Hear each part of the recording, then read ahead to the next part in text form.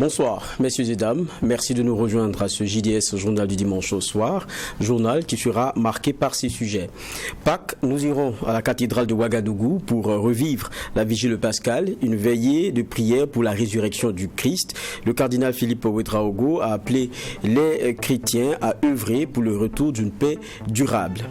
Et puis, survol de Kidal à basse altitude le 5 avril dernier par les forces armées maliennes FAMA, le CMA coordination des mouvements de l'Azawad dénonce une violation patente du cessez-le-feu du 23 mai 2014. Que valent encore ces engagements dans cette guerre? Nous nous intéresserons aussi dans un même plateau aux 6 mois d'exercice du pouvoir par le MPSR 2. Et enfin, sécurité foncière au Burkina Faso, des précisions sur l'opération de contrôle et de retrait des terrains à usage autre que d'habitation. Elle est en cours. Nous recevrons Ousmane Zungrana, directeur des affaires domaniales et foncières à la Direction générale des impôts.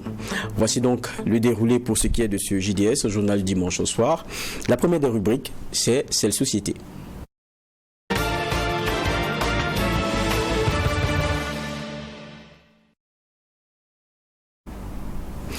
Nous allons à la cathédrale Notre-Dame de l'Immaculée Conception de Ouagadougou, où les fidèles chrétiens étaient réunis pour célébrer la veillée pascale autour du cardinal Philippe Ouédraogo, une célébration de la vigile pascale qui a connu la participation donc de nombreux fidèles au premier rang, donc des catéchumènes qui ont reçu au cours de cette veillée les rites spécifiques au sacrement. Le message, nous l'avions dit en titre, c'est bien que les chrétiens œuvrent pour le retour d'une paix durable. Nous retournons donc sur cette célébration avec Amadou Boulaïma, avec la voix de Michael Tougri. La résurrection du Christ et sa montée vers le ciel célébrée par les fidèles catholiques. Les fidèles sortis nombreux ont commémoré la liturgie chrétienne la plus significative de l'année autour du cardinal Philippe Ouédraogo. Cette veillée, selon le cardinal, est un moment de raffermissement de la foi chrétienne et également l'occasion pour les fidèles catholiques de renouveler les promesses de leur baptême. Jésus ressuscité, il est sorti du tombeau, il a vaincu la mort pour une nouvelle vie. Et à sa suite, nous vivons aussi dans cette espérance que nous allons ressusciter. Alors c'est vraiment la fête de la famille chrétienne. Je tiens vraiment à remercier les uns et les autres, les prêtres, les religieux, religieuses, les catéchistes, les responsables des CCB, pour action de grâce au Seigneur. Merci donc à tous et que le Seigneur bénisse nos communautés chrétiennes et qu'il bénisse notre Burkina Faso en quête de réconciliation, de justice et de paix. Des moments de prière qui ont connu la présence du ministre en charge de la fonction publique et celui de l'environnement. La délégation gouvernementale est venue traduire sa solidarité à l'église Famille de Dieu et célébrer la fête de la Pâque aux côtés du cardinal Philippe Ouédraogo et de tous les fidèles chrétiens. Pour le ministre en charge de l'environnement, le docteur Augustin Kaboré, la crise sécuritaire et humanitaire dans laquelle se trouve le Burkina Faso depuis plusieurs années demande à tous les fidèles d'implorer le Seigneur pour un retour de la paix au Burkina Faso. En cette soirée sainte, en cette soirée de résurrection du Christ, et qui coïncide avec la période de jeûne des musulmans, je souhaite que cette coïncidence soit le signe de convergence, de bénédiction abondante pour notre pays. Un signe de convergence, j'allais dire, d'un retour définitif de la paix pour notre cher pays. Pâques, c'est aussi le fondement de la foi chrétienne, la victoire du Christ sur la mort. Et en cette célébration, plusieurs fidèles ont reçu le sacrement de l'initiation chrétienne, à savoir le baptême, la confirmation et l'Eucharistie. Les fidèles ont également renouvelé leur promesse de marcher selon la volonté du Christ. Et tous émettent le vœu d'un Burkina Faso de paix. Après avoir été baptisé, en tout cas, je me sens dans la joie. On dirait que j'avais un poids sur moi et puis on m'a déchargé, quoi. Donc je suis dans la joie totale. Pour les Burkina Faso et pour les fidèles chrétiens, ce que je souhaite seulement, on sait que le pays est dans des difficultés à l'heure là. Ce que nous souhaitons seulement, c'est la paix, la paix, la paix, rien que la paix. Mon prière dans cette célébration, j'ai demandé à Dieu de m'aider et donner la paix au pays, et de nous donner la santé, rien que du bonheur dans notre vie, tout simplement du bonheur. J'ai qu'on cesse dans le pays. Partout, nous tous on ira, c'est que la paix revienne au pays. Et c'est ce qu'on demande à Dieu. J'ai prié pour les baptiser. Après, j'ai prié pour les membres de l'église. Après, j'ai prié pour notre pays qui est dans la misère.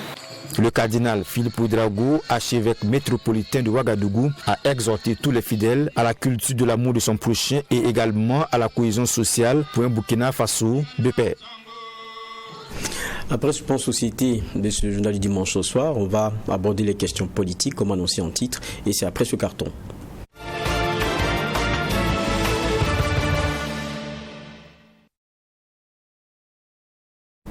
Deux sujets à aborder, nous le disions, à présent, avec des invités pour un premier plateau.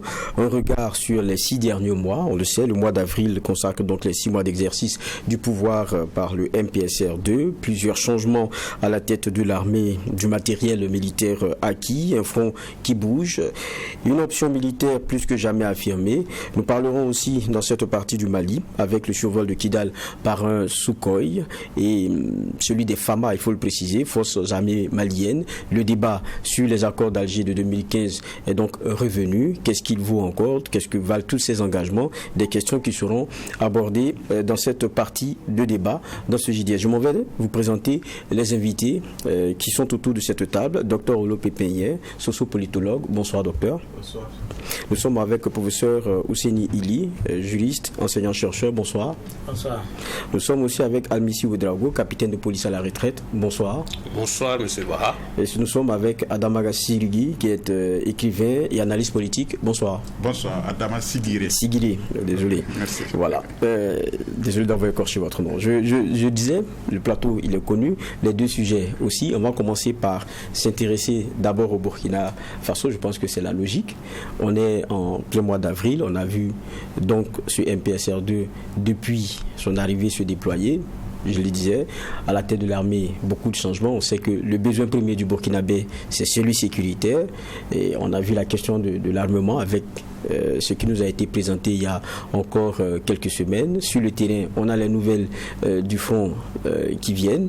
Aujourd'hui, qu'est-ce qu'on peut retenir de façon globale de ces 6 mois-là? Quelle est votre perception? Je vais commencer, puisque j'ai parlé sécurité tout à l'heure, par le capitaine de police à la retraite, Almissi Ouedraogo. Merci, M. Waha. Pour aborder cette question, vous me permettez quand même de saluer d'abord les efforts consentis ça et là. L'engagement de tout le monde, ce n'est pas l'œuvre des FDS seulement, c'est l'ensemble des populations à travers les BDP, les personnes ressources et autres. Alors donc, comme vous le dites, c'est vrai, depuis l'avènement du MPSR 2, et aussi les efforts conjugués ça et là, nous notons en tout cas des avancées assez sensibles sur le terrain. C'est vrai que le risque zéro n'existe pas et nous avons encore beaucoup à faire. Il y a des postes de résistance ça et là, mais globalement, nous tenons le bon bout. Nous tenons le bon bout et la peur est en train de changer de camp. Voilà. Je ne suis pas dans une logique d'optimisme béat pour dire que tout va, donc on applaudit. Nous osons croire que la suite des événements pourra vraiment nous permettre de voir le bout du tunnel. En tout cas, ça, l'espoir est permis. Voilà. Merci bien. Et pour vous, qu'est-ce qui contribue à ce qu'on est, c'est, on va dire, la bonification des choses sur le terrain, comme vous le dites tout à l'heure, avec ces résultats qui étaient attendus?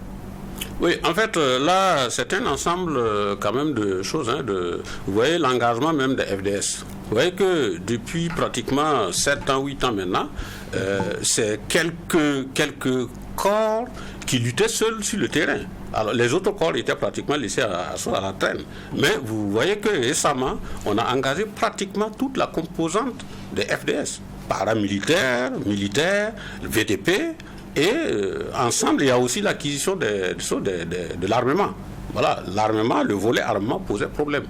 Et depuis un certain temps, même si on ne peut pas dire que tout est au beau fixe, nous avons quand même acquis un certain nombre de matériels militaires et autres qui permettent quand même d'espérer et qui permettent d'engranger les résultats que vous en faites allusion tantôt. D'accord. Je vais me retourner vers Sigiré. Adama, vous êtes analyste politique, je l'ai rappelé, écrivain. Et vous, votre regard sur ces 6 mois? Moi, je voudrais avant tout rendre hommage à toutes les forces combattantes qui sont engagées sur le terrain, parce que depuis l'arrivée du jeune capitaine Ibrahim Traoré, je sens vraiment que nous sommes en guerre. Nous sommes en guerre. Je n'ai pas dit que de 2015 à 2022, nous n'étions pas en guerre, mais avec l'arrivée du capitaine, je sens réellement que nous sommes en guerre. Et nous ne sommes pas seulement en guerre. Aujourd'hui, nous sommes en train de gagner la guerre. Il y a beaucoup d'espoir dès le début qui s'affichait. Et aujourd'hui, l'espoir est en train de se concrétiser. On sent vraiment l'engagement de toutes les forces combattantes, que ce soit au niveau de l'armée, et seulement pas au niveau de l'armée, même au niveau de la population. Le jeune capitaine Ibrahim Traoré, par son leadership, il a su vraiment impulser ce qu'on appelle dynamisme nouveau. Et aujourd'hui, on sent que tous les Burkinabés, pas tous les Burkinabés, mais en tout cas, pratiquement beaucoup de Burkinabés, comprennent qu'il faut faire un sacrifice, et que ce soit les civils, que ce soit les VDP, que ce soit les forces de défense et de sécurité, les gens sont engagés. Et sur le terrain, comme je l'ai dit, la victoire n'est pas totale, elle n'est pas définitive. Il y a beaucoup de choses qui restent à faire. Mais pour être honnête, et sans être vraiment un laudateur gelé, je ne suis pas un là, il faut reconnaître qu'il y a beaucoup de choses, oui, beaucoup de choses. Je voudrais être sincère envers moi-même d'abord. Il y a beaucoup de choses qui sont faites sur le terrain. Et moi, je voudrais ici rendre avant tout hommage aux forces combattantes, parce que c'est avec l'engagement de ces forces-là que le travail est en train de se faire. Mais aussi rendre hommage aussi à tous les Burkinabés qui sont en train de comprendre. Moi, je l'ai toujours dit, j'ai toujours dit depuis 2018 que nous pouvons gagner la guerre. Et j'avais dit qu'il nous manquait un leader, il nous manquait un chef de guerre. Dieu merci, avec le capitaine Ibrahim Traoré, nous avons un chef de guerre qui a décidé de faire la guerre. Et moi, personnellement, je suis très optimiste. Et je pense que si les choses continuent à cette allure-là, il se pourrait que dans les mois à venir, nous engrangeons de grandes victoires. Professeur Elie? Oui, je partage en tout cas plus ou moins le même avis. On sent quand même que depuis un certain nombre de mois, on sent quand même un certain dynamisme sur le terrain lié à plusieurs facteurs. Le renforcement de l'équipement, l'immobilisation des hommes, également l'arrivée massive des VDP. Donc sur le terrain, on sent effectivement que les choses bougent. Donc ça, il n'y a pas de débat. Mais il est clair que la situation reste toujours délicate. Ça aussi, il faut le dire. Sur le terrain, on n'est qu'au début. Voilà. Donc, mais ce qui est intéressant, c'est la dynamique qui est lancée. Voilà. Mais sur le terrain, il y a encore beaucoup de choses à faire parce que l'ennemi, malheureusement, a eu du temps à s'installer, à s'infester dans beaucoup de compartiments de notre société, de sorte que c'est une guerre qui va prendre du temps et qui également aura un coût. Ça aussi, c'est un autre volet de cette guerre-là, parce que effectivement, le tout militaire, ou en tout cas l'accent mis beaucoup sur les questions militaires, ont également un coût, et ce sont des questions qu'il faut prendre en compte pour éviter que la dynamique ne se grippe à un moment donné. D'accord. Sur la même question, docteur Lopépin, parce qu'on est dans les généralités. Ok, merci. Bon, je ne vais pas répéter ce que mes amis, mes collègues et autres viennent de dire. Et peut-être ce que je peux ajouter, c'est peut-être apporter une contribution au niveau politique. Parce qu'on a parlé de la guerre. Et comme Clausewitz disait, la guerre n'est que la continuation de la politique par d'autres moyens. Et donc, je dirais que, comme il a dit, en tout cas, on a un leadership aujourd'hui qui était à même, en tout cas, de mettre en branle toutes les forces présentes, toutes les forces combattantes. Et ça, c'est déjà très important. Et je passe au niveau des acquis immatériels. Je mets l'accent plus sur les acquis immatériels. Et on se rend compte qu'aujourd'hui, la confiance, en tout cas, entre gouvernants et gouvernés, est en train de renaître. Et la confiance au sein même de la population même est en train aussi de se consolider. Et ça, c'est très important. Voilà, parce que pendant longtemps, il y avait cette crise de confiance entre gouvernants et gouvernés. Et même les Burkinabés, à un certain moment, n'arrivaient plus à se faire confiance. Et aussi, l'autre acquis immatériel qu'il faut relever, c'est la question de la fierté nationale. De plus en plus, les Burkinabés commencent à être fiers, en tout cas d'être Burkinabés, comme on l'a connu, ce qu'on a connu à une certaine époque sous la Révolution. Et ça, c'est très important. Et aujourd'hui, l'affirmation donc de notre souveraineté a été donc actée. Et ça, c'est très important parce que le bonheur d'un peuple ne se mesure pas seulement en normes d'acquis matériels engagés par ce peuple, mais c'est la capacité de ce peuple à influencer aussi les événements, c'est-à-dire au plan international. Ça, c'est très important. Et cela fait partie aussi du bonheur d'un peuple. Et je pense que depuis un certain temps, quand même, il y a ici des actes forts qui ont été posés en termes de souveraineté, de fierté et de dignité de ce peuple pour retrouver cette fierté, cette dignité que nous avons perdue. Et je trouve qu'il faut saluer cela. Et en plus, pour terminer, il faut saluer le courage politique et la détermination que ce gouvernement a fait preuve jusqu'ici. Parce qu'il y a des décisions qui ont été prises, n'eût été le courage politique, et je pense qu'on n'allait pas pouvoir prendre ces décisions. Et je ne pense pas si un pouvoir qui était issu des élections pouvait avoir ce courage politique pour prendre de telles décisions qui, à mon sens, en tout cas, vient renforcer notre souveraineté, vient en tout cas nous donner plus de fierté et plus de confiance. De quelles décisions majeures vous parlez? Des décisions majeures. D'abord, la question même, c'est-à-dire des accords sur le plan militaire, parce qu'il y a des accords, mais la dénonciation des accords, ça c'est un acte politique très majeur. Et il faut le saluer. C'est historique à mon sens, parce que je ne pense pas si, peut-être on peut dire Maurice Yamewo qui avait refusé ici que l'armée française ne puisse s'installer définitivement, mais je ne pense pas s'il y a un pouvoir qui a pu dénoncer ces accords-là néocoloniaux. Ça c'est très important. Et en plus aussi, les intrusions malsaines dans notre politique intérieure, on a vu comment le gouvernement a réagi de façon ferme par des expulsions. Et ça, c'est très important pour le moral d'un peuple. Et aussi... Vous parlez d'expulsion des journalistes ou peut-être Oui, il y a... comment dirais-je...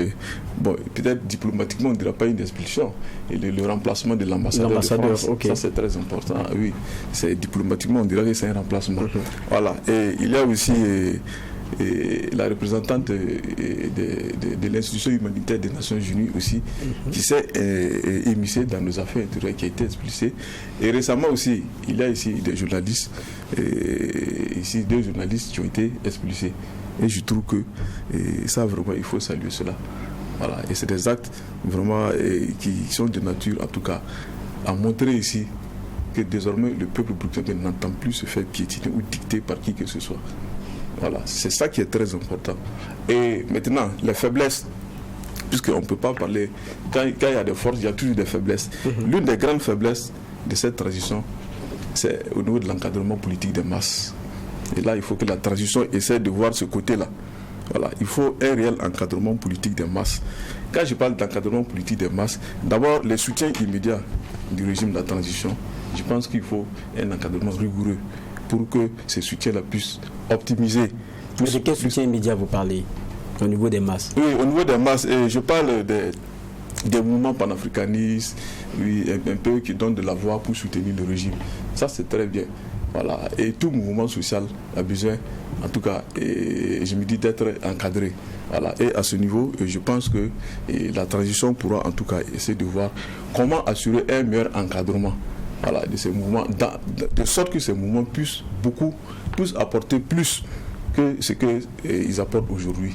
Voilà, donc l'encadrement politique des masses est nécessaire. Ça, c'est très important. Bon, je ne peux pas rentrer dans les détails pour vous dire comment on encadre politiquement les masses. Non, ça, c'est pas...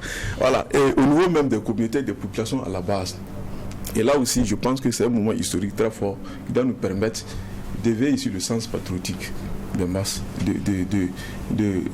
comment on appelle là, de remuer la fibre patriotique. Et ça, c'est très important. Et à ce niveau, il faudra que les populations à la base puissent connaître les enjeux du moment et savoir que nous sommes à une phase très importante de notre histoire politique où nous sommes en train d'aller vers une autre étape, celle de la conquête de notre souveraineté vraie. Ça, c'est très important. Et il faut que les masses comprennent les enjeux et qu'on les prépare moralement à être prêts à tous les sacrifices et à recevoir tous les contre-coups qui viendront, parce qu'il s'agit d'une lutte, d'un combat.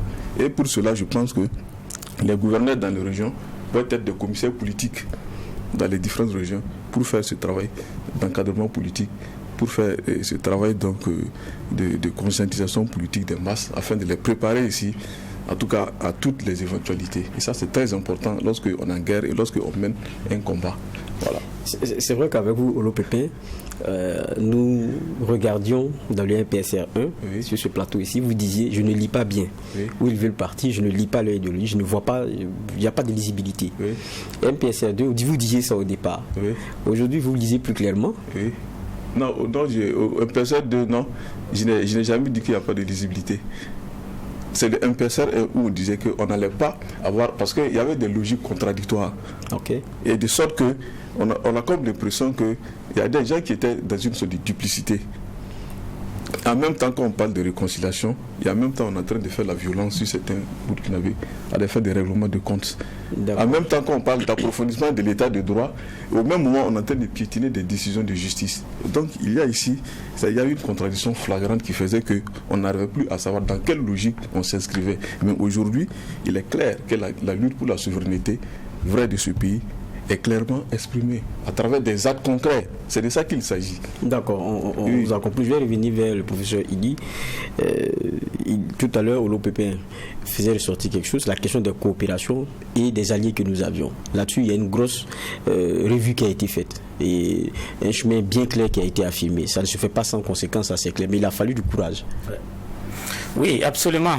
Je pense que notre coopération avec la France, surtout militaire, avait besoin d'être clarifiée. Ça a été l'une des faiblesses des régimes passés parce qu'il n'y avait pas une position claire.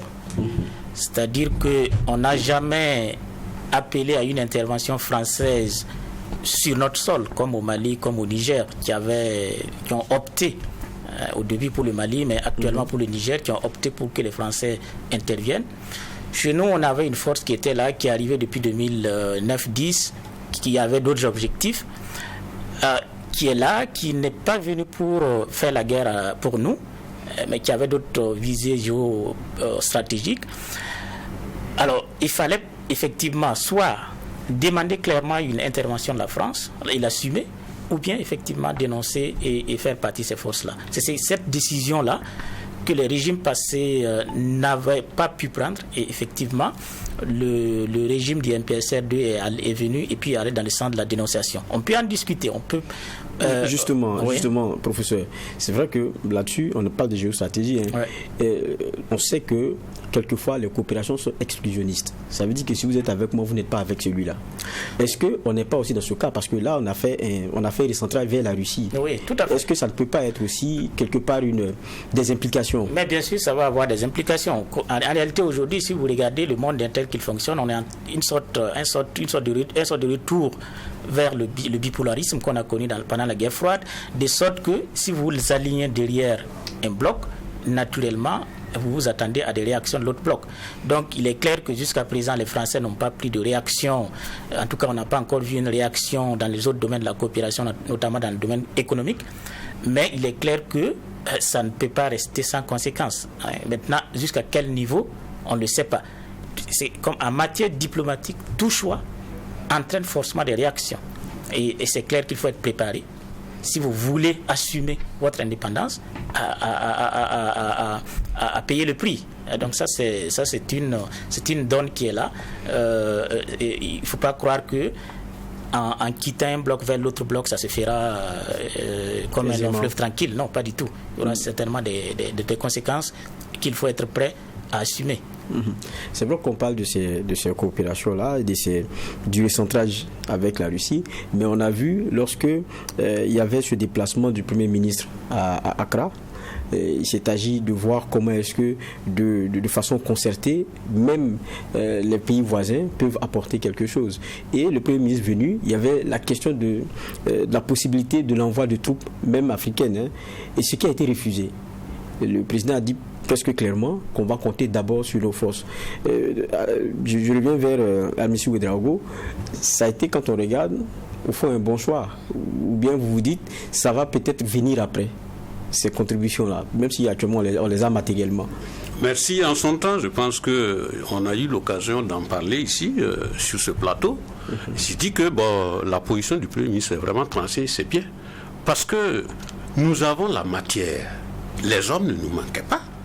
la volonté d'aller aussi acquérir des sources, du matériel était aussi affichée.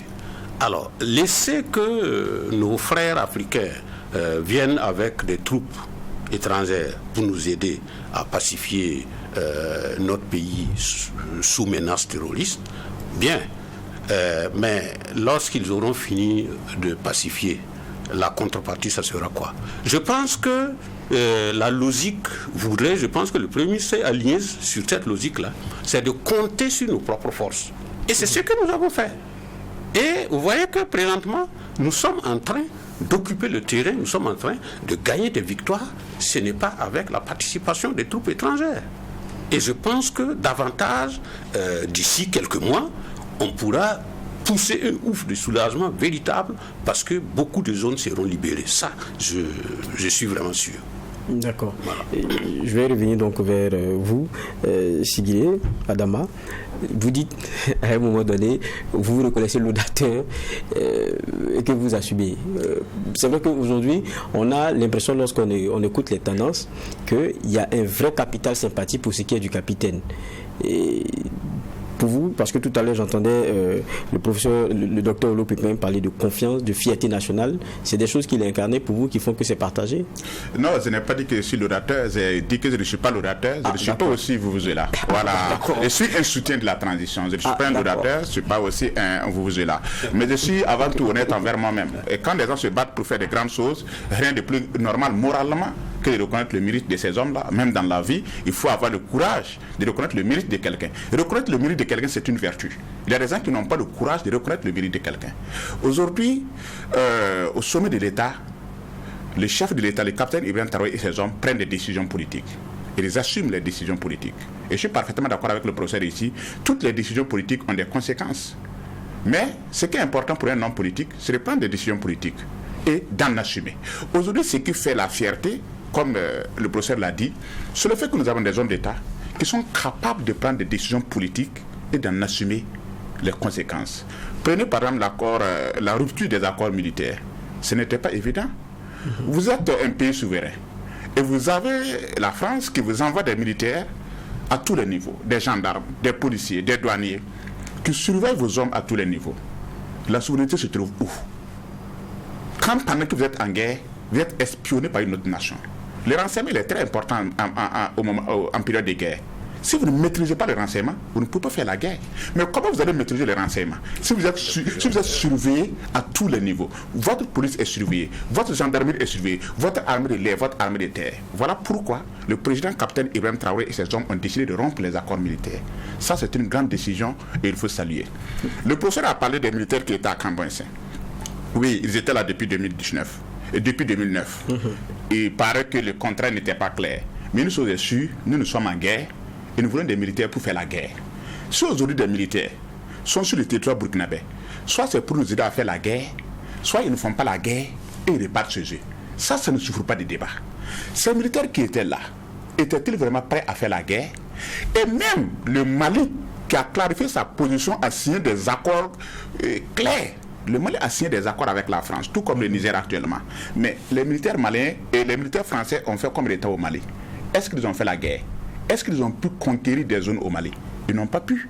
Et voilà pourquoi, à un certain moment, le Mali aussi était obligé de rompre les accords avec la France. Donc aujourd'hui, ce qui fait vraiment la fierté, c'est que nous avons des hommes politiques, des hommes d'État, qui ont décidé de prendre des décisions et de les assumer. Il y a des lacunes, il y a des imperfections, tout n'est pas parfait. Mais moi je pense qu'en tant que Burkinabé, il faut avoir le courage de reconnaître le mérite de ce gouvernement-là et de les accompagner sur la voie de la rupture. Parce qu'ils ont osé et ce n'était pas évident. Avec des hommes politiques, comme lui a dit, nous avons eu des hommes politiques qui sont passés. Ce n'était pas évident que ce qu'on a eu avec ces hommes, on pouvait avoir ça avec ces hommes politiques. Et il faut reconnaître que la victoire que nous sommes en train de gagner aujourd'hui d'une manière ou d'une autre, cette victoire quelque part est due à la rupture de ces accords militaires et de ces accords aussi avec la France. Il faut être honnête et le reconnaître sans jambage. D'accord, pour ça, il voulait réagir. Moi, je voudrais un peu mettre un peu de bémol parce qu'effectivement, je constate que les gens sont très enthousiastes par rapport à cette souveraineté retrouvée. Mais moi, je voudrais dire qu'il faut un peu de bémol parce que ce n'est pas la souveraineté. la reconquête ou la possession de notre souveraineté aujourd'hui dépend d'éléments qui ne sont pas... Ça ne peut pas se faire en une transition parce que quand vous regardez, c'est vrai, on dénonce des accords militaires, il y a eu beaucoup d'actions qui ont été prises, qui tendent à affirmer notre souveraineté, mais quand vous regardez, nous sommes des pays qui sont à 90-95% dépendants de l'extérieur. Par exemple, en matière d'équipement militaire, on n'a rien sur notre... Qu'est-ce qu'on fait? Qu'est-ce qu'on fabrique? Qu'est-ce qu'on a? En réalité, je pense effectivement, il y a des actions qui sont posées qui tendent à affirmer la souveraineté, mais il ne faut pas croire que c'est demain, c'est après-demain, parce qu'il y a encore beaucoup de choses. Quand vous dépendez, quand votre budget est financé à 40-50% par l'extérieur, quand vous importez pratiquement 90-95% de vos produits, y compris les matières militaires, en réalité, vous êtes à la merci de tout le monde en réalité, parce que vous pouvez effectivement quitter un partenaire, aller vers un autre, mais c'est toujours la même chose. Donc, pour une véritable souveraineté de l'Afrique, je pense qu'il y a encore un combat, et surtout économique, technologique, scientifique qui doit être mené. Ça ne va pas se limiter simplement à des ruptures d'accord ou à des actions. Mais ce sont des affirmations. Oui, bien sûr, ce sont des débuts. Ce sont des débuts. On est tout à fait d'accord. Ce sont des débuts, mais il ne faut pas croire que c'est par là seulement qu'on retrouve notre souveraineté. Je voudrais ajouter quelque chose par rapport à ce que le professeur a dit. Nous ne sommes pas des utopistes. Nous ne sommes pas des utopistes. Je suis parfaitement d'accord avec ce qu'il a dit. Nous allons étape par étape. Il n'y a pas de souveraineté sans la moindre dépendance. Ça n'existe pas. Même la France, dans la souveraineté, quelque part, dépend d'autres pays. Les États-Unis d'Amérique, la Russie. Il n'y a pas de souveraineté sans la moindre dépendance. Maintenant, ce que nous sommes en train de dire est qu'ici, il y a une volonté de souveraineté qui est engagée. D'abord, la première souveraineté, c'est la souveraineté politique. Pouvoir décider par soi-même de façon autonome. Dire, voilà ce que je veux, voilà ce que je ne veux pas. Les autorités politiques, je les respecte beaucoup, que ce soit Roch-Marc Christian Kaboré, que ce soit Damiba, les gens n'ont même pas pu dire ça. Aujourd'hui, nous avons des hommes politiques au sommet de l'État qui arrivent à dire voilà ce que nous voulons, voilà ce que nous ne voulons pas. Ça, c'est une souveraineté politique. Après cela, on pourrait parler de souveraineté économique et de souveraineté monétaire. On va étape par étape. On ne peut pas engager tous les fronts au même moment. Et là, je suis parfaitement d'accord avec lui. Mais je sais bien, il est dans le structurel et il est dans la projection jusqu'à... C'est pour ça que ça nous rattrape. Ça nous rattrape parce que les actions... On ne peut pas tout avoir au même moment. Le président Sankara l'a fait. Le président Sankara l'a fait. Mais après, ça allait où? Voilà. En fait, le problème, c'est ça. Le problème en Afrique, c'est qu'on ne réfléchit pas à long terme. Sinon, les 4 ans que le président Sankara a fait, c'était vraiment une affirmation de notre souveraineté. Mais après, les résultats sont... À quelques années, les résultats sont... Mais ça n'a pas marché. Pourquoi ça n'a pas marché? Pourquoi ça n'a pas marché? Par rapport à la question de la souveraineté, mais la souveraineté n'exclut pas l'interdépendance. Mais ça dépend des degrés. Ça n'exclut pas. Il n'y a pas un pays qui est isolé, qui ne dépend pas des autres. On laisse développer. Voilà. Donc aujourd'hui, mais si je prends les États-Unis, mais si on vous demande comment les États-Unis sont dépendants de beaucoup de pays, tels que la Chine, même la Russie, même en pleine guerre, ceux-là qui prononcent des sanctions, mais il y en a qui sont obligés de se référer à la Russie pour régler certains problèmes. Donc la question de la souveraineté n'exclut pas ici l'interdépendance. Mais il s'agit de quelle interdépendance? Mais pas une interdépendance dans la domination, dans l'humiliation. C'est ça, dans l'agenouillement. Il faudra qu'on affirme, voilà, dans la soumission. Il faudra qu'on affirme ici notre souveraineté, notre dignité. Voilà, et que nous soyons en mesure de prendre nos décisions au Burkina Faso ici, conformément aux aspirations de nos peuples. Et que ce ne soit pas ici des gens qui vont nous dicter, qui vont dire au peuple burkinabé où se trouve son bonheur. Puisque aujourd'hui, c'est de ça qu'il s'agit. Il y a des gens qui sont assis dans les institutions et qui veulent montrer à ce peuple-là où se trouve son bonheur. Il n'y a que le peuple burkinabé qui sait où se trouve son bonheur. Ce n'est pas une institution où quelqu'un qui va venir dire à ce peuple où il doit aller pour trouver son bonheur. Donc voilà des questions qu'il faut clairement résoudre. Maintenant, comme la quête de la souveraineté, mais il y a des paliers. C'est de ça qu'il s'agit. Mais le plus important, il faut qu'il y ait une volonté politique. On a vu toutes sortes de programmes politiques ici pendant les campagnes. On a toutes sortes d'idéologies dans ce pays. Mais quand les gens arrivent au pouvoir, le vrai problème, c'est qu'il y a un manque de volonté politique pour faire ce qu'ils disent faire. Mais aujourd'hui, quand même, il faut le dire, on a quand même un pouvoir qui a de la volonté, qui a de la détermination, et qui est à l'écoute de son peuple et qui prend des décisions majeures dans lesquelles une bonne partie de la population se reconnaît. Et ça, c'est très important. Maintenant, comme je l'ai dit, il faut mettre l'accent sur la question de l'encadrement politique. Il a dit ici, il y a des sacrifices à consentir. Mais est-ce qu'à la base, tout le monde comprend les enjeux d'aujourd'hui? C'est de ça qu'il s'agit. Est-ce que le pouvoir politique fait un travail pour préparer les masses à toutes sortes de contre-coups, à toutes sortes de soubresauts? D'où que... Là, vous parlez de quoi? C'est pression de la communauté internationale? C'est quoi? Parce que quoi qu'on dise aussi, les choix qu'on fait, après on va nous rappeler bientôt les questions de calendrier, il y a beaucoup d'autres éléments qui vont venir. C'est ça que vous parlez? La lutte que nous sommes en train de mener, la lutte contre l'insécurité, dans le fond, c'est une lutte anti-impérialiste. D'accord. La question de l'insécurité est une lutte fondamentalement impérialiste, c'est clair. Alors, mais dans ce cas, lorsque vous voulez lutter contre la domination impérialiste, mais il faut vous dire que vous avez toute une chaîne, tout un bloc derrière vous, et toutes les intrigues, vous allez les subir, tous les contre-coups, tous les trucs. Et voilà déjà, quand on commence à manipuler des institutions pour dire non, il y a eu des quoi d'enfants, et aller sur des questions de droits de l'homme, mais tout ça, ça fait partie de la guerre. La guerre seulement, c'est pas ceux qui sont au front avec des calaches en train de tirer sur le groupe armé. La guerre aussi, elle est multiforme. Et on va aborder aussi certaines formes. Oui. Donc il faudra faire un travail au niveau des masses pour élever le niveau de conscience politique des masses, de sorte que ces masses puissent comprendre les enjeux et s'engager résolument dans le combat que nous sommes en train de faire. C'est un combat libérateur. Et ça appelle aussi un travail à la base. Capitaine Amissi, tout à l'heure, en entrée, vous disiez, pour ce qui est de l'aspect sécurité, vous avez cité les FDS, mais vous avez cité aussi les VDP. C'est une donne qui a vraiment changé les résultats sur le terrain. Et pourtant, ce n'est pas une invention du MPSR2. Ça existe depuis. Qu'est-ce qui a fait que la contribution est devenue plus forte pour vous? Pourquoi c'est devenu plus décisif? Oui, en fait, c'est l'engouement, puisque les populations se sont appropriées du volet VDP. Puisque quand vous êtes dans votre village et des individus armés viennent vous chasser et vous demandez secours, les secours mettent du temps avant de venir, le temps que vous puissiez réagir, c'est trop tard, votre balition est déjà loin, et y revenir, ce n'est pas demain la veille. Alors, donc, quand les gens ont compris, au début, c'était pas comme ça. Au début, aller s'enrôler pour être VDP, c'était timide. Mais depuis que le MPSR2 est venu avec surtout le lancement du recrutement des 50 000 VDP, il y a eu un engouement autour de la chose et on est même en dépassement du nombre de 50 000.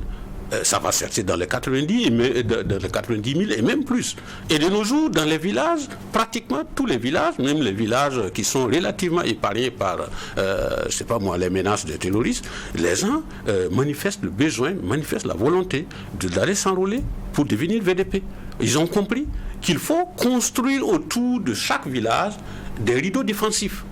Voilà, de sorte que quand il y a la menace, vous-même, au niveau local, là, au niveau à l'échelon de votre village, vous puissiez d'abord faire ce que vous pouvez faire dans l'immédiat, en attendant que les forces combattantes, notamment les FDS, plus outillés que vous, viennent à la rescousse pour ensemble réussir à porter un coup aux terroristes. Alors, mais si vous n'avez pas ça, si au niveau de votre village, vous n'avez aucun système de défense, aucun système de sécurité de votre village, eh bien, il suffit que peut-être 2 ou 3 individus se présentent avec Kalachnikov, et puis vous partez.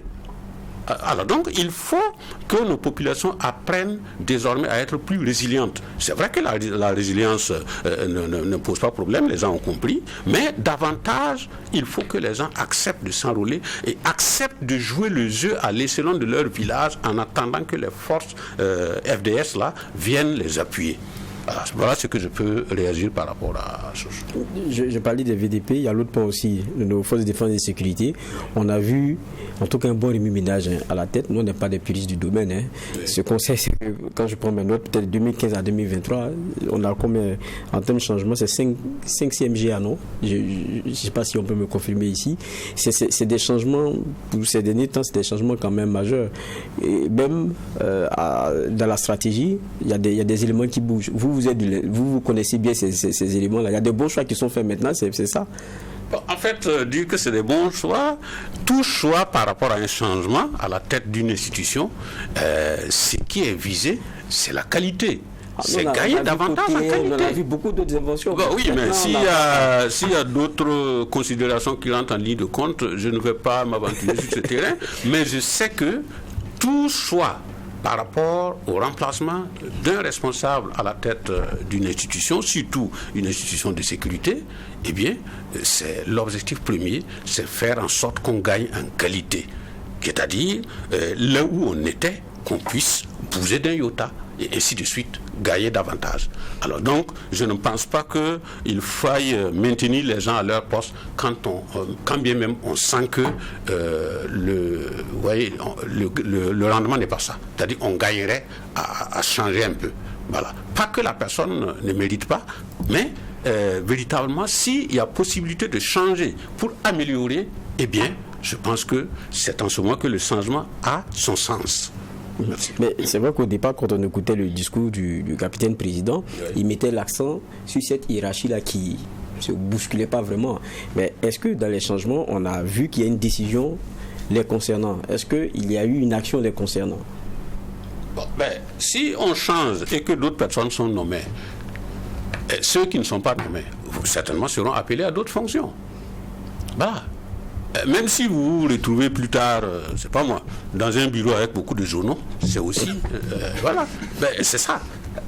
Donc, je crois que, comme je l'ai dit, je vais me répéter davantage, le changement est opéré pour espérer avoir de la qualité. Voilà. Auquel cas, ça n'a pas sa raison d'être. Et je pense que si on piétine, on fait du surplace, il y a nécessité de changer. Voilà, merci.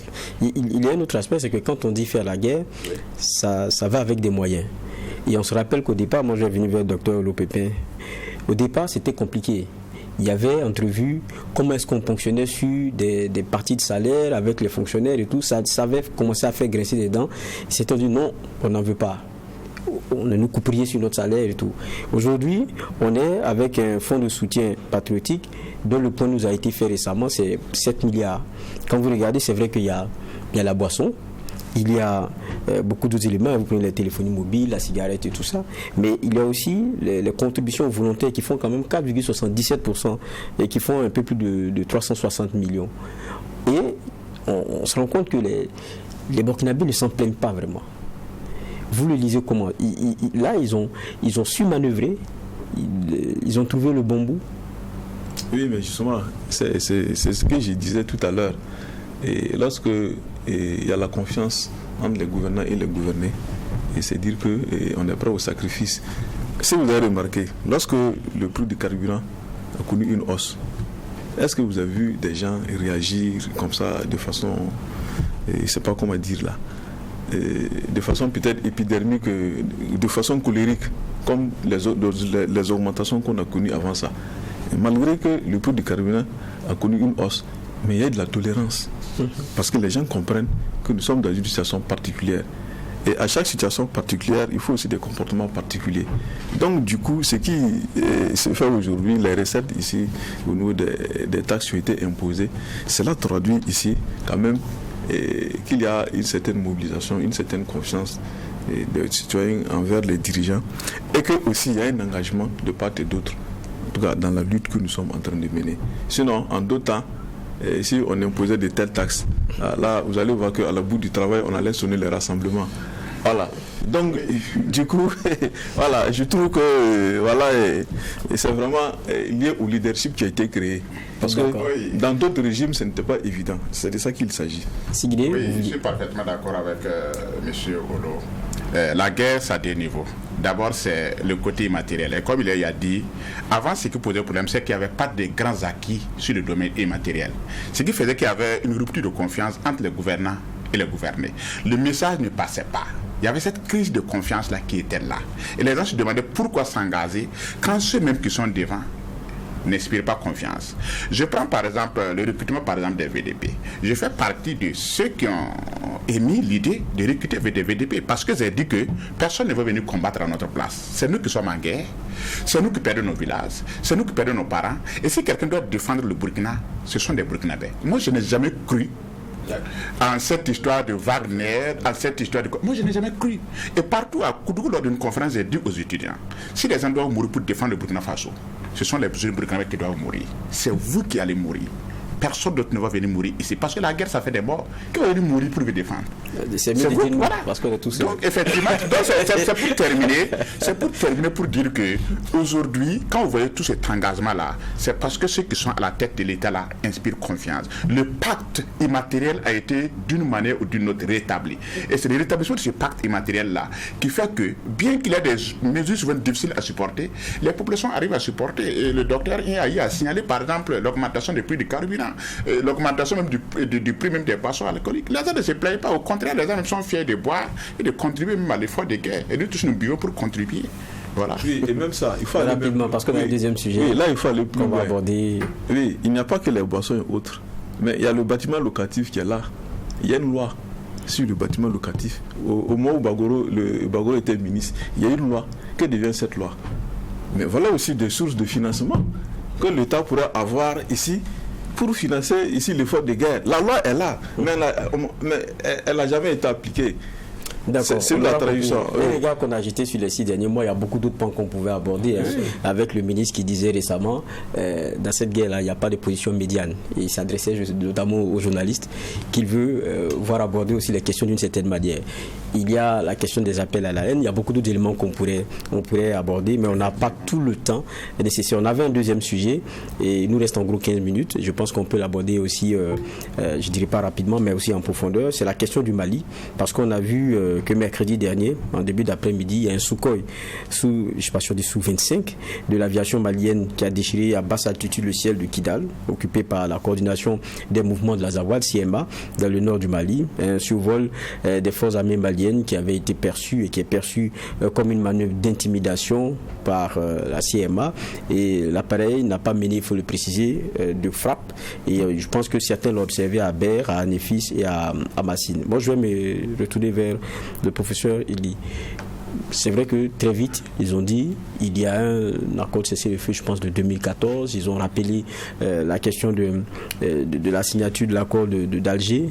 Mais au fond, est-ce que dans le contexte dans lequel on est, c'est des éléments quand vous regardez qui semblent tenir? Est-ce qu'il n'y a pas une volonté pour l'un des camps, en tout cas, à vouloir passer ce pas-là, et parce qu'il pense qu'il est maintenant à mesure?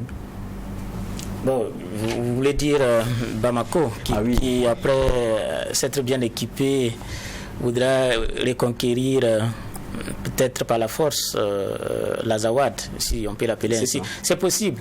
C'est possible parce que effectivement, depuis le départ des Français, je pense que la zone maintenant semble être à la portée de Bamako, puisque, rappelez-vous, c'était suite à l'intervention française en 2013 et que finalement l'armée malienne a été bloquée au port de Kidal et puis on est resté dans le statu quo jusqu'à ce jour.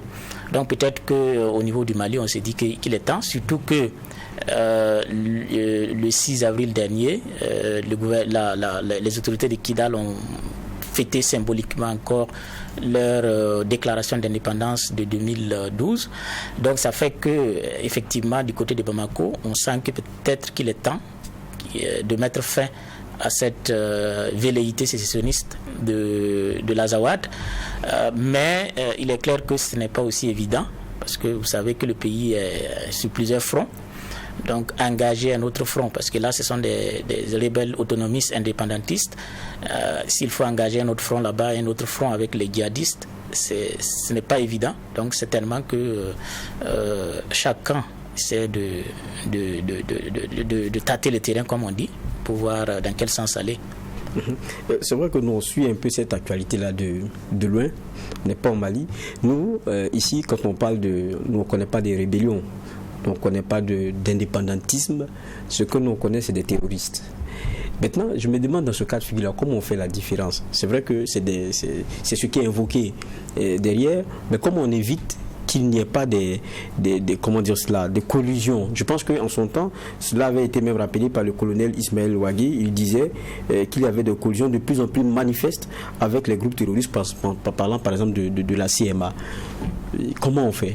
Non, ça a toujours été le cas. Toujours, je ne sais pas, mais en 2012-2013, à un moment donné, les terroristes et puis les indépendantistes s'étaient mis ensemble.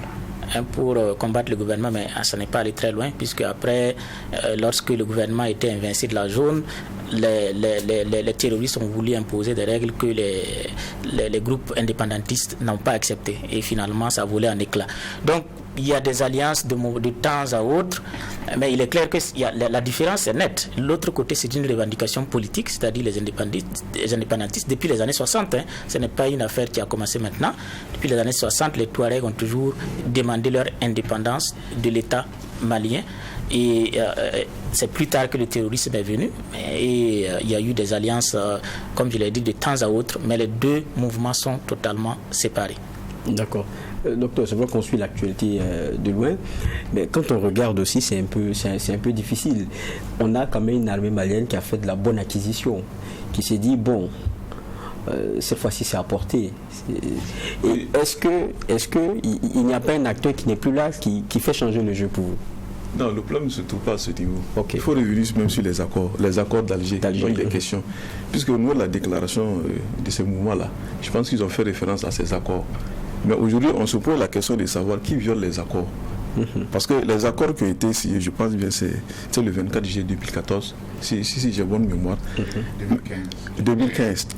Ok. Même le Burkina Faso fait partie des médiateurs dans cette crise-là. Voilà. Et puis bien d'autres pays, le Niger, le Nigeria, ainsi de suite. Voilà. Et ce qu'il faut retenir, c'est qu'au niveau des accords, les différentes parties, c'est-à-dire le gouvernement malien et ses mouvements se sont engagés à respecter un minimum de règles. Quand on prend le chapitre 1, c'est-à-dire que l'article 1 de ces accords-là dit quoi? C'est-à-dire que chaque partie s'engage à respecter l'unité nationale, l'intégrité territoriale, la souveraineté de l'État malien, ainsi que la forme républicaine et le caractère laïque de l'État. C'est clair. Ça, c'est les accords. C'est cela. Voilà. Et encore plus loin, les accords parlent de l'unicité des forces armées maliennes. Et encore, dans ces accords, il est dit, il est question du redéploiement progressif de ces forces armées vers le nord. Bon, finalement, qui viole les accords? Mais, puisque si ces mouvements fêtent leur indépendance, mais alors qu'il est question de l'unité nationale et de l'intégrité du territoire. Mais là, il y a un problème. Parce que quand on lit la déclaration ici, on accuse le gouvernement malien d'avoir violé les accords. Mais alors que non, il n'y a qu'une seule armée au Mali. Au regard des accords qui ont été signés, il n'y a qu'une seule armée, il n'y a qu'un seul État, il n'y a qu'un seul pays. Et c'est un pays souverain. Et chaque partie a l'obligation de respecter ici ces accords. Maintenant, il y a ici, bien sûr, des mesures qui ont été prises pour intégrer progressivement les citoyens du Nord là, dans les institutions de la République, et même au niveau de l'armée, même au niveau de la haute hiérarchie militaire. C'est de ça qu'il s'agit. Mais quand maintenant ces mouvements se mettent à fêter leur indépendance, là c'est une violation des accords. En ce moment, le gouvernement malien se donne le droit ici de rappeler ces mouvements-là à l'ordre conformément aux accords d'Alger qui ont été signés. Dans ces mouvements ici sont co-signataires. Voilà où se trouve le problème. C'est vrai qu'il y a le colonel Suleiman Dambélé qui disait des esprits malveillants sont en train de dire que l'armée, je parle de l'armée malienne, mène une opération vers Kidal.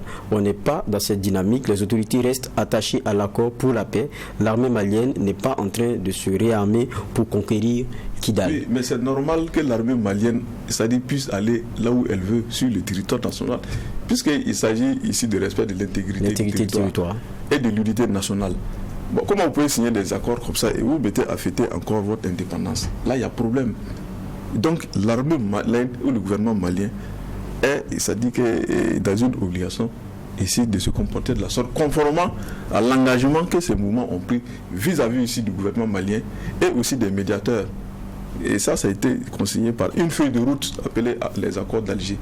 C'est de ça qu'il s'agit.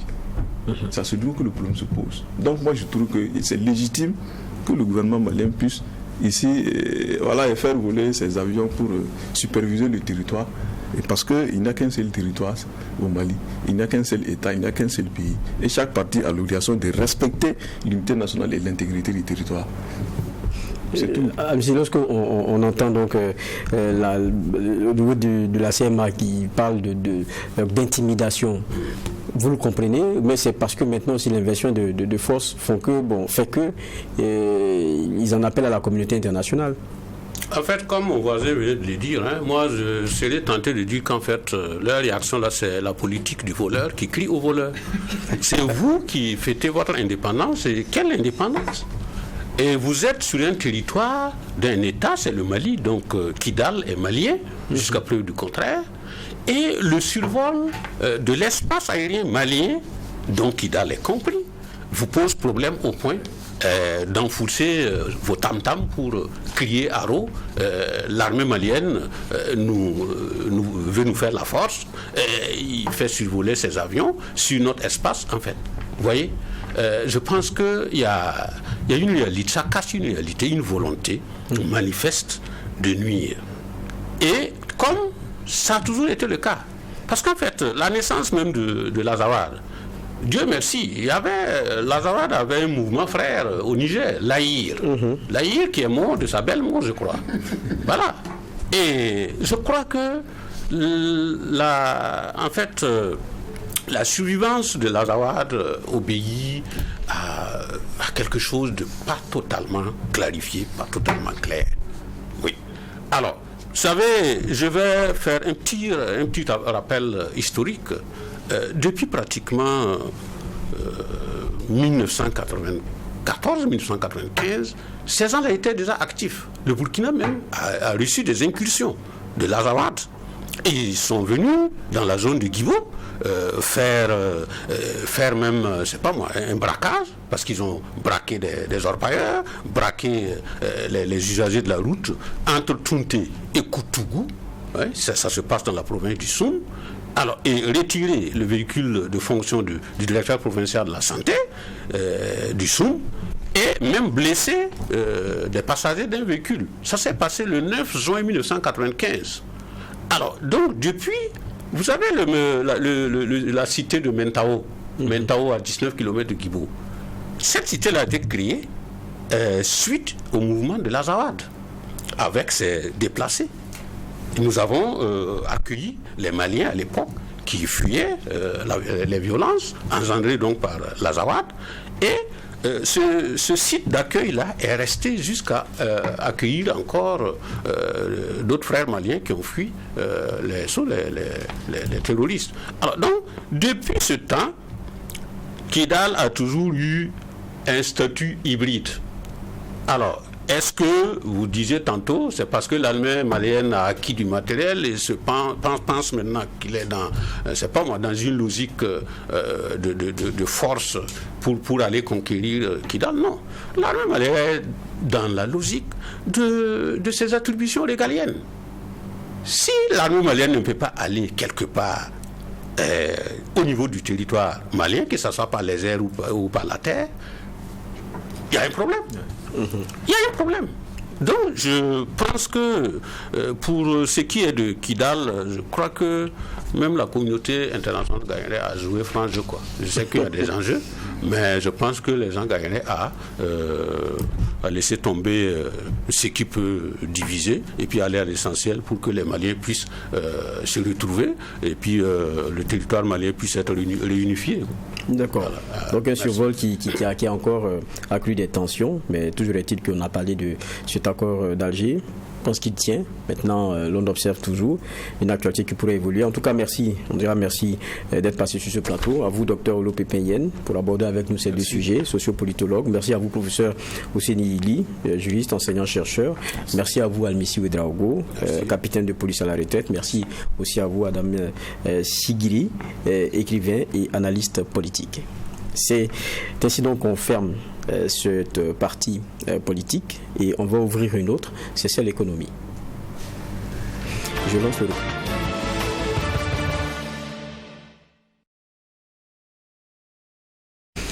Nous allons parler sécurité foncière au Burkina Faso et nous allons revenir sur une rencontre. Les responsables de la Direction générale des impôts qui avaient fourni donc des informations concernant l'opération de contrôle et de retrait des terrains à usage autre que d'habitation. Une opération qui a débuté, donc qui est en cours. Nous revenons sur son annonce il y a déjà quelques jours avec Diana Kamambou. L'opération de contrôle et de retrait des terrains à usage autre que d'habitation débute ce 1er avril et prendra fin le 30 avril prochain. Ce contrôle vise à s'assurer que ceux qui occupent ou détiennent les terrains à usage autre que d'habitation respectent les 4 conditions clés de jouissance. Qui sont, premièrement, la détention d'un titre régulier. Deuxièmement, le paiement des droits et taxes dans les délais impartis, notamment les droits d'enregistrement, la taxe de publicité foncière, de jouissance, de mutation s'il y a lieu. Troisième condition, la mise en valeur du terrain dans les délais impartis de 5 ans maximum, c'est-à-dire la réalisation des investissements prévus au montant minimum prévu. Enfin, 4e condition, l'occupation effective du terrain conformément à sa destination prévue sur le titre. Cette opération va se dérouler en 2 volets, le contrôle et le retrait. Celle qui débute ce 1er avril concerne le contrôle. La Direction générale des impôts va installer des équipes dans tous les services chargés des domaines, à savoir les recettes et la publicité foncière, dans les 9 directions du centre des impôts à Ouagadougou. Des équipes seront aussi installées dans les 4 autres directions du centre des impôts à Bobo-Dioulasso. Selon le directeur général des impôts, il est prévu également l'installation des équipes dans les 43 autres chefs-lieux de province au niveau des directions provinciales des impôts et enfin dans les 33 services départementaux des impôts situés dans des communes rurales. Deuxième volet, des équipes mobiles vont se déployer sur le terrain pour procéder à des constats sommaires de l'occupation sans évaluation des investissements. Les détenteurs de terrain sont donc invités à apprêter les documents nécessaires pour les besoins du contrôle. Ces personnes sont invitées à se soumettre au contrôle selon 2 options.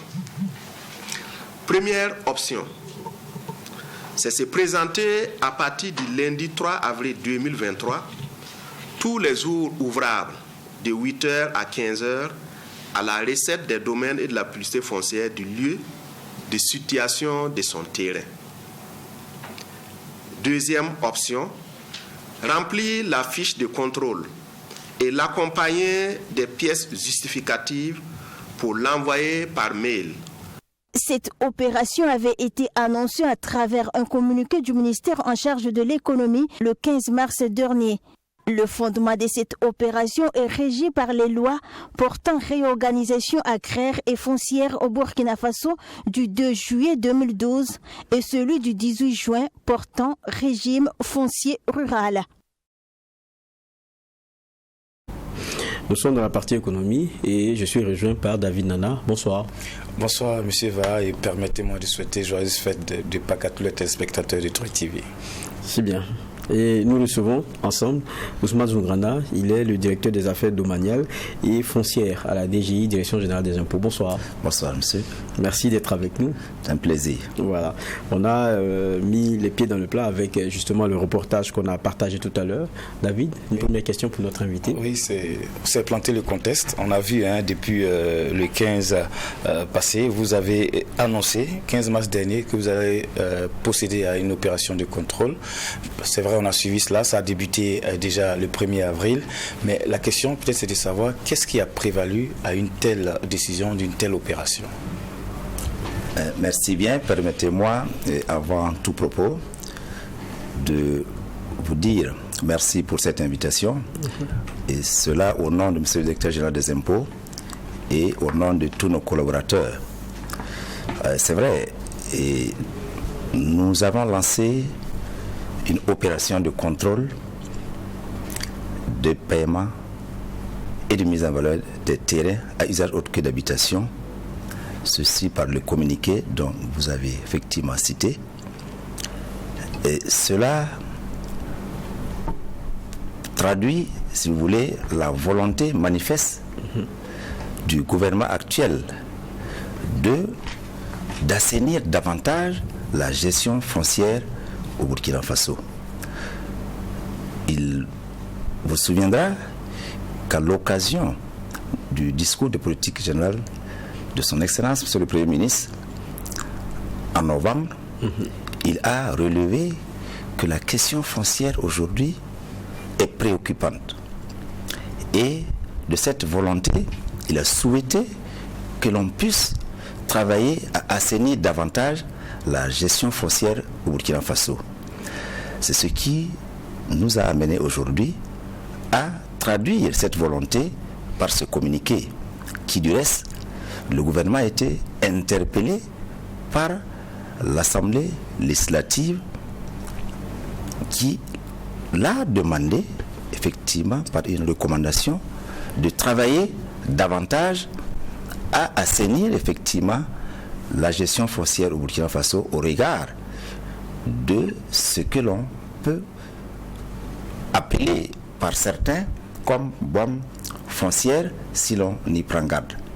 Et c'est pour cela que le ministère en charge de l'économie, à travers ce communiqué, a voulu s'assurer qu'effectivement que le domaine peut être effectivement assaini, ce qui permettra éventuellement de donner, si vous voulez, une sorte de transparence dans la gestion foncière que nous nous sommes engagés.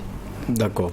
C'est vrai qu'on est là dans les cessions de terrain à usage autre que d'habitation.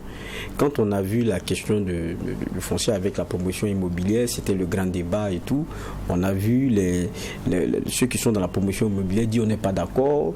On a vu les arguments qui ont été donnés. Le ministère a donné ses arguments. Mais lorsqu'on parle ici d'usage autre que d'habitation, qu'est-ce qui a été constaté et qu'est-ce qu'on veut assainir de façon concrète? Quel est l'objectif? Merci. Et il faut dire que pour cette opération, effectivement, il est particulièrement visé les terrains à usage autre que d'habitation dans le communiqué. Okay. C'est donc dire que les terrains qui sont destinés à l'habitation ne sont pas concernés. Alors, pour ces types de terrains qui sont naturellement, si vous voulez, comme exemple, les terrains à usage de commerce, d'industrie, d'artisanat, de santé, et de culte, d'agriculture, d'élevage, sont effectivement des activités connexes à l'habitation. Et ces terrains sont concernés du fait que de leur attribution ou de leur cession, il y a des obligations qui sont liées. Il y a des obligations de paiement, il y a des obligations d'investissement qui sont consécutives à l'attribution ou à la cession d'un terrain à usage autre que d'habitation qui doivent être observées.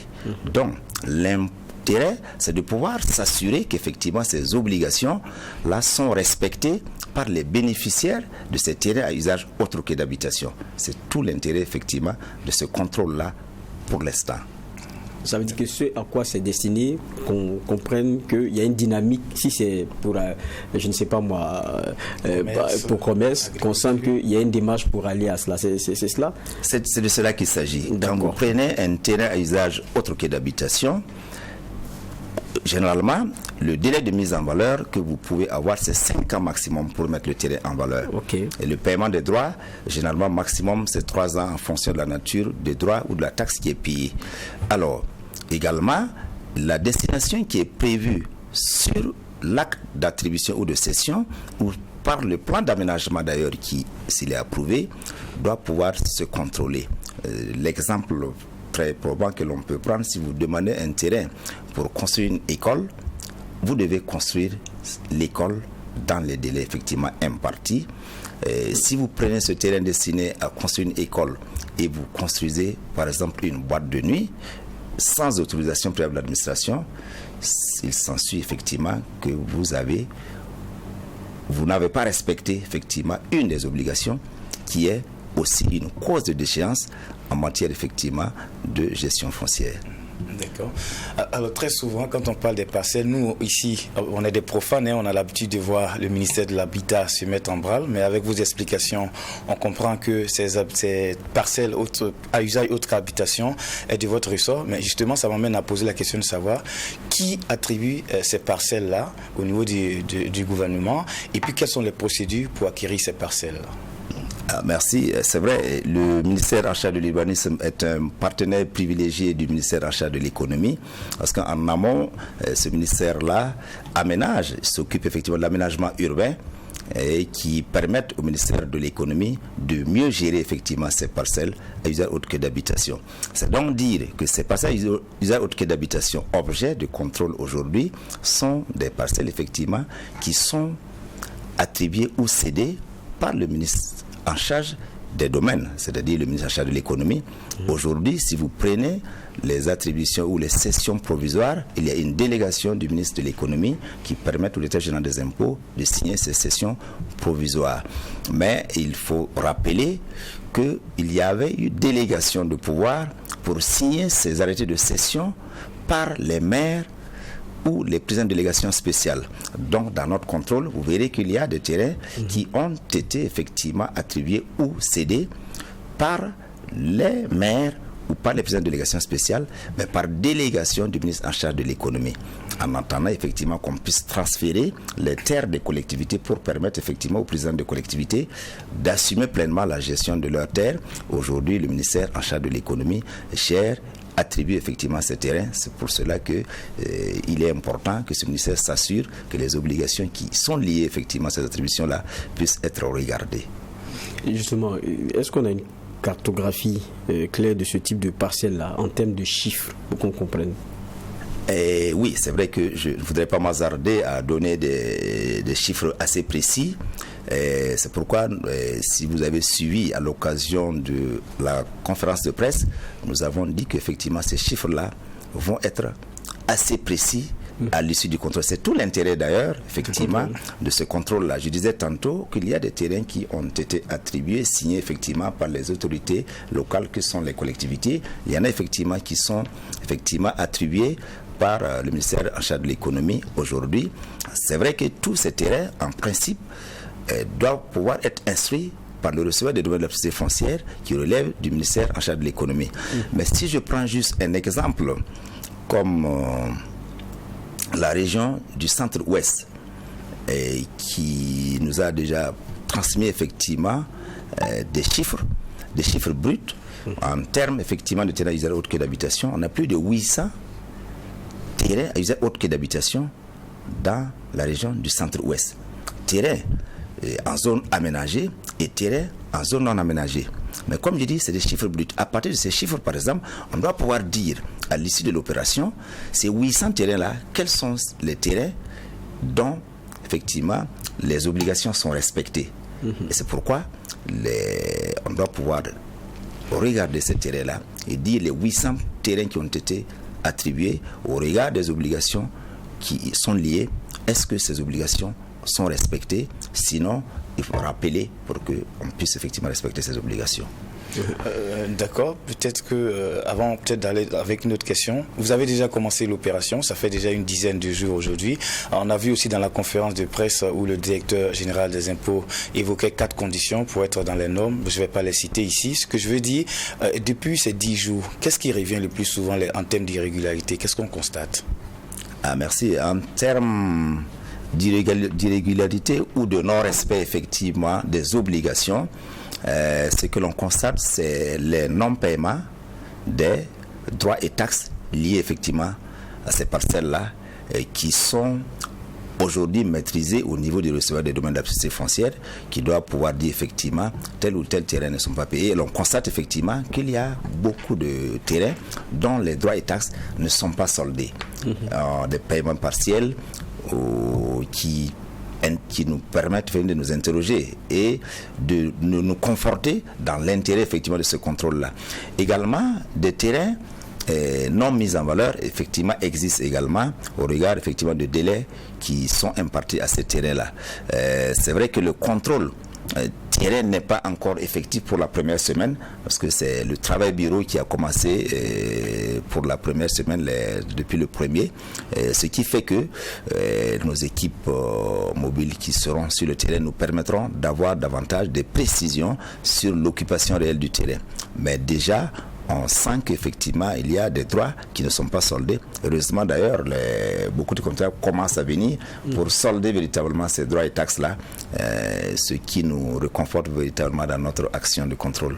D'accord. C'est vrai que vous parlez du travail bureau qui a commencé, il y aura travail terrain. Donc concrètement, cette opération-là, elle porte sur quoi en termes de contrôle pour ceux qui nous regardent et qui sont concernés? Alors, cette opération concerne principalement le contrôle du paiement des droits et taxes. D'accord. Et ces droits et taxes, on peut peut-être citer certains. Il y a ce que nous appelons la taxe de licence qui est liée effectivement à la superficie. Il y a des droits d'enregistrement qui sont également réclamés. Il y a des droits de publicité foncière qui sont également réclamés à l'occasion, qui doivent être effectivement contrôlés. Et l'autre élément important, c'est la mise en valeur dont j'ai parlé tantôt. On doit pouvoir s'assurer que le terrain effectivement attribué ou cédé est mis en valeur dans les délais impartis. Il y a également s'assurer que le terrain attribué ou cédé est mis en valeur conformément à sa destination. C'est suffisamment important. Le terrain attribué à une destination qui est décliné dans l'acte d'attribution ou même dans le plan d'aménagement approuvé qui dit déjà qu'est-ce que ce terrain est prévu. Donc, tout changement de destination sans autorisation également est une cour de déchéance, ce qui fait qu'on va mettre l'accent sur effectivement ce genre de terrain, ce qui nous oblige effectivement à avoir des équipes mobiles pour aller sur le terrain. D'accord. Dernière question. Toujours dans la dynamique de la compréhension, il y a eu aussi en 2016, on ne va pas sauter ce chapitre-là, ce travail, cet extraordinaire travail qu'a fait le Parlement, les parlementaires donc qui ont révélé plus de 105 000 parcelles donc qui étaient accueillies irrégulièrement, qu'on devait retirer. Ce que je veux savoir, c'est est-ce que ces parcelles autres qu'à usage d'habitation sont concernées par ces 105 000 parcelles et qu'en est-il aujourd'hui? Merci, c'est vrai que je ne voudrais pas faire de commentaires sur effectivement ces parcelles qui ont été recommandées pour être retirées, parce qu'en réalité, effectivement, l'enquête parlementaire a fait des recommandations pour qu'on retire, puisque l'enquête ne retirait pas. L'enquête demandait effectivement à l'État de tout mettre en œuvre pour retirer ces parcelles-là. Mais je vais juste assurer que si ces parcelles sont des terrains à usage autre que d'habitation, ils vont faire l'objet de contrôle. À tout point de vue. Supposons que ces terrains aient été retirés, c'est depuis 2016, vous avez dit. 2016, s'ils ont été réattribués, nous sommes en 2023, ça fait déjà 7 ans, ça veut dire que le contrôle même est obligatoire pour s'assurer que ceux qui ont bénéficié de ces terrains retirés-là ont payé des droits ou pas. Sinon, si ces terrains n'ont pas été également retirés, ils feront l'objet effectivement de contrôle, puisque je rappelle, l'opération concerne l'ensemble du territoire du Burkina. Donc si ces terrains effectivement objet de recommandation de retrait sont des terrains autres que d'habitation, naturellement, ils feront l'objet effectivement de contrôle et on tirera toutes les conséquences effectivement qui est liées au non-respect des obligations qui sont liées effectivement à ces terrains attribués ou cédés. D'accord. Bon, on va vous souhaiter donc d'assurer bien ce contrôle-là, faire une bonne campagne et puis on espère qu'on vous aura ici pour nous faire le point. Ben, ça sera vraiment avec plaisir parce que c'est l'occasion encore de vous dire merci et pour l'occasion que vous nous donnez effectivement de traiter de la question qui est d'une importance majeure et qui préoccupe véritablement le gouvernement de la transition, qui l'a inscrit effectivement dans ses axes prioritaires et qui nous conforte dans ce contrôle que nous sommes en train de mener, qui du reste devait être une opération, si vous voulez, dynamique de nos administrations, parce que le contrôle c'est une obligation qui est faite régulièrement par nos receveurs des domaines de la publicité foncière et cet exercice-là rappellera effectivement aux bénéficiaires de ce terrain qu'ils doivent se mettre à jour. Et c'est tout l'intérêt, puisque les conséquences effectivement de ce contrôle, c'est le retrait dont nous avions parlé. Évidemment. Parce que le non-respect effectivement des obligations sont des causes de déchéance qui pourront permettre effectivement de retirer les terrains s'il y a lieu. Mais ceci également dans une autre dynamique, puisque les retraits obéissent également à une procédure qui pourront être engagées à l'issue effectivement de ce contrôle. Donc on veut vous rassurer que à la fin de l'opération, ça sera un plaisir pour nous de venir vous dire les résultats de ce contrôle et vous permettre également de porter à la connaissance de l'ensemble de la population. Merci bien, Ousmane Zoungrana, d'être passé. Je rappelle que vous êtes directeur des affaires domaniales et foncières à la DGI, Direction Générale des Impôts. C'est nous qui vous remercions. Merci aussi à David Nana. Mais on va vous accompagner avec un reportage. La Coordination nationale de lutte contre la fraude qui a procédé aujourd'hui même, 9 avril, à la présentation de plusieurs centaines de cartons contenant des poulets fraudés et impropres à la consommation. Cette saisie a été d'un total succès grâce à l'information reçue depuis plusieurs jours et très minutieusement, nous dit-on, une valeur de plus de 100 millions. C'est bien cela, et c'est à Kombisiri que l'opération a été faite dans la nuit de samedi. Yacine Savadogo pour plus de détails. C'est un gros coup réussi par la Coordination nationale de la lutte contre la fraude en collaboration avec la police nationale et municipale. Des véhicules de type personnel qui ne répondent pas aux normes pour le transport des marchandises chargées de cartons de poulet. Plus de 10 véhicules qui ont été saisis avec plus de 21 000 cartons de poulet issus de la fraude, le tout d'une valeur de plus de 100 millions. Ces cartons de poulet impropres à la consommation sont venus d'Europe, ont transité par un pays voisin avant d'entrer sur le territoire burkinabé, selon le coordinateur national de lutte contre la fraude.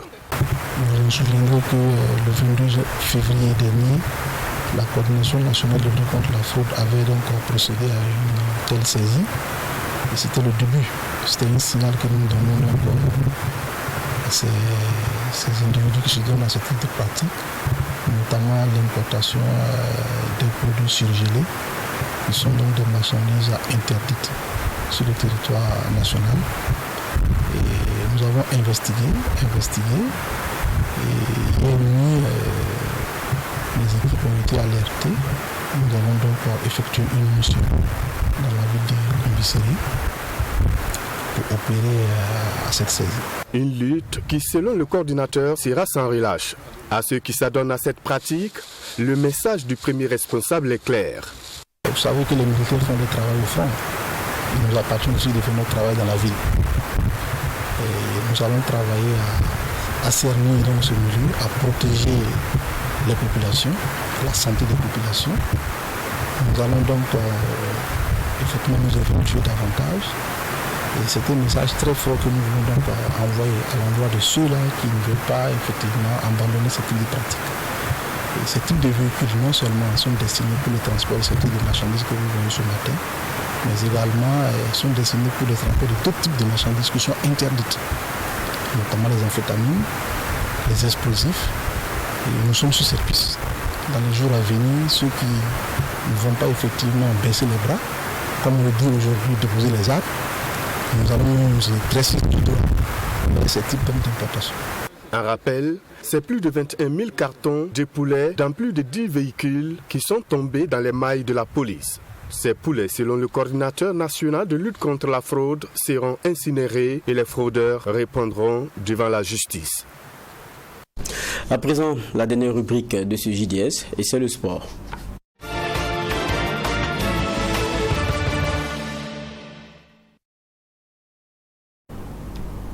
Et dans cette partie sport, on va s'intéresser au quart de finale de la Coupe du Faso, qui a été aussi la rencontre entre l'Étoile filante de Ouagadougou et Majestic FC. Les Fous donc qui a battu en aller et retour dans le championnat national par cette même formation n'avait plus que cette occasion donc pour se venger. Et là, on est maintenant dans l'étape Coupe du Faso et manqué contre son camp. Après quelques minutes du coup d'envoi, la reine des stades est revenue au score avant de reprendre le dessus dans les 45 premières minutes. Et tout cela nous est donné en temps de détail par Yacine Savadogo. L'Étoile filante de Ouagadougou en demi-finale de la Coupe du Faso. Face au Majestic, les Stélites n'ont pas tergiversé. Les poulains de Cheikh Ouattara attendaient de pied ferme cette rencontre parce qu'elle était aussi une vengeance. Pour cause, les étoilés sont tombés 2 fois devant cette même équipe en championnat. Le début du match est pour les étoilés. Le portier du Majestic reste vigilant. À la 18e minute, Mazou Bambara du Majestic oblige Abdoulaye Zongo d'Ikouri à se tromper et marquer contre son camp.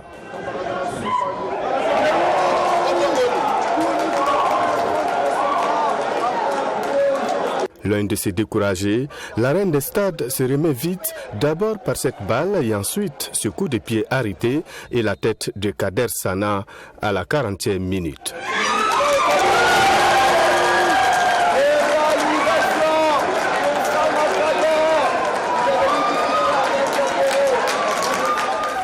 Un but partout. L'étoile reviendra 2 minutes plus tard sur une autre balle arrêtée et Yacouba Ouedraogo enfonce le clou à quelques minutes de la pause.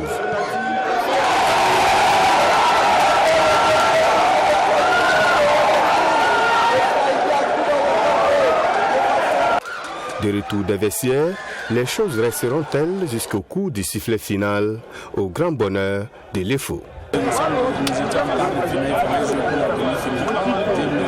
Puisque cette équipe nous avait posé beaucoup de problèmes. Et après de la phase de finale, ce soir, il fallait faire notre revanche. Donc, on était concentré dans les temps. Qui faisait la chose. On a été mené et on a su inclusif. Et je pense qu'on s'est battu pour garder notre place. Il y a longtemps que j'ai fait au Togo depuis l'ISO, quand j'étais à l'ISO. Et voilà, cette année, c'est arrivé vraiment. Je peux dire que pour que ça ne vienne plus. Voilà, c'est le moment dans le football, ça vient. Vraiment, Dieu merci, c'est venu. Et Dieu merci, on a gagné le match. Voilà, je remercie le bon Dieu pour cette victoire. Pour le coach du Majestic, il a manqué de maturité à son équipe. Moi, je pense que les gens avaient joué le match dans la tête, parce qu'on avait un match de coup, parce que je ne joue pas comme ça. Je pense qu'ils sont morts dans le jeu. Donc on a pu marquer très tôt, mais dans l'ensemble, je pense qu'on a fait une mauvaise entente. C'est ça qui a valu les 2 buts qu'on a pris. En deuxième temps, il fallait réagir. Je pense qu'on a essayé de réajuster un peu, de changer le système de jeu. Et je pense qu'on a eu quand même un peu sur le jeu. Mais dans l'ensemble, je pense que le foot s'est bien battu et a mené sa victoire. Mais c'est sur le jeu aérien parce que j'ai fini de balancer les ballons. C'est pas dans notre ADN de balancer tous les ballons. Mais il faut balancer une fois, on commence à balancer, donc la finale, on fait pas ça. Mais là, on arrive à trouver le jeu, je pense qu'on a pu commencer à balancer. Il faut aller négocier son match. Fin des parcours donc pour les académiciens de Saponé en Coupe du Faso. L'étoile filante de Ouagadougou arrache son ticket pour la demi-finale. C'est la fin de ce JDS, journal du dimanche soir que j'ai pris plaisir à présenter. Le programme se poursuit sur Tout TV. Nous vous souhaitons d'ailleurs bonne suite de programme et on se retrouvera dimanche prochain. Et d'ici là, portons-nous bien.